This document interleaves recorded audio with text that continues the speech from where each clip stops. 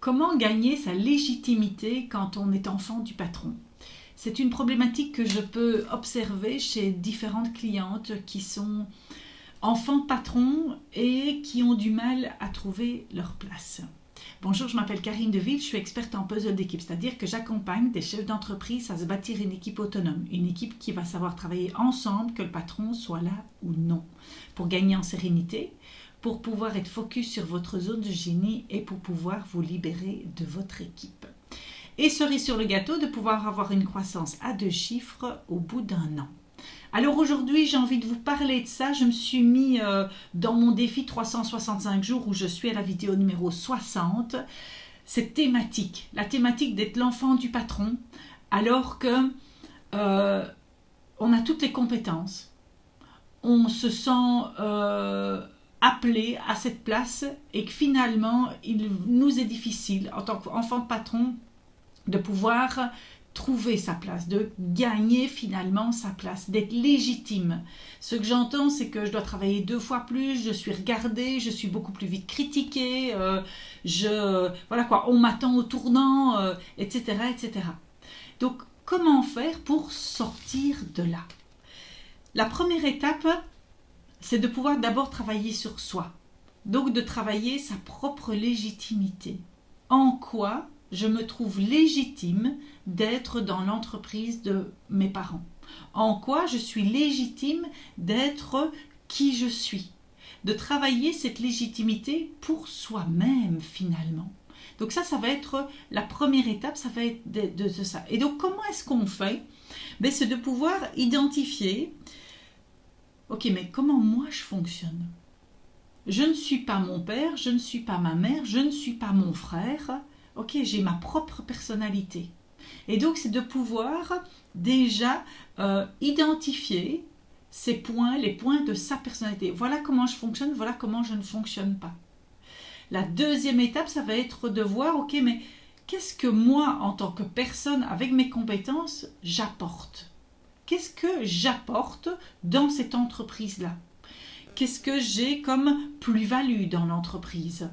Et de pouvoir en être fier de cette plus-value, être fier de ce que j'apporte. Je suis comme les autres collaborateurs dans n'importe quelle entreprise, j'ai mes qualités, j'ai mes défauts. Et donc c'est de pouvoir être fier de ses qualités et également être fier de ses défauts. Pourquoi? Parce qu'on est chacun fait comme ça.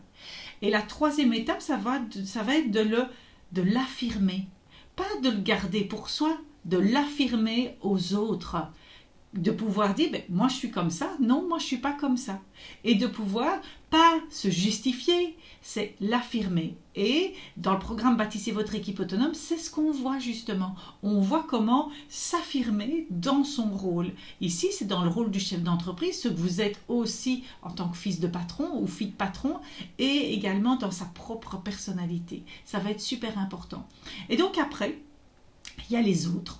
Et donc on doit souvent sortir des jugements que l'on porte sur oui, j'ai peur de la critique de l'autre, j'ai peur de je me compare par rapport à mon frère, à mon père, etc. Est-ce que je suis mieux? Est-ce que je suis égale, etc. Il faut savoir que vous serez de toute façon complémentaires.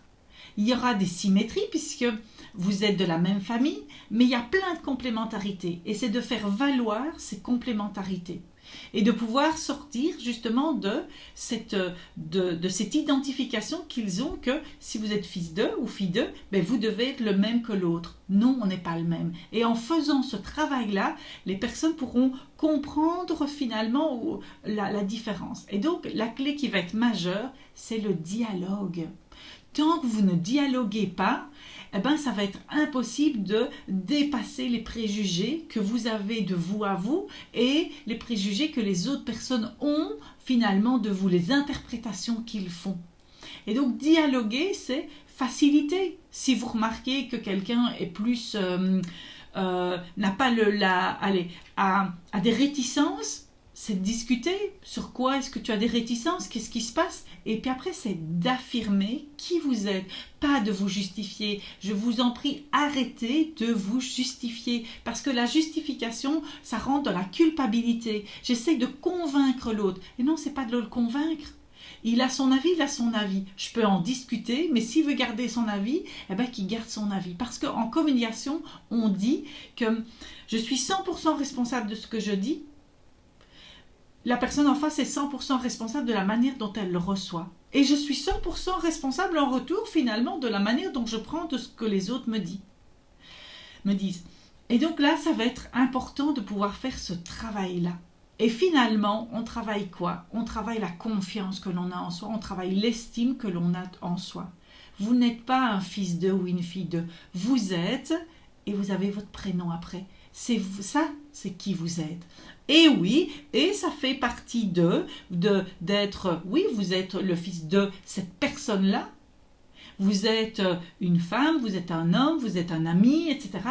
C'est qu'une petite partie finalement de tout ce que vous êtes, vous, avec votre prénom. Parce que là, vous êtes unique. Vous avez une ADN qui est totalement unique. Et c'est de pouvoir vous la révéler à vous et la révéler au monde.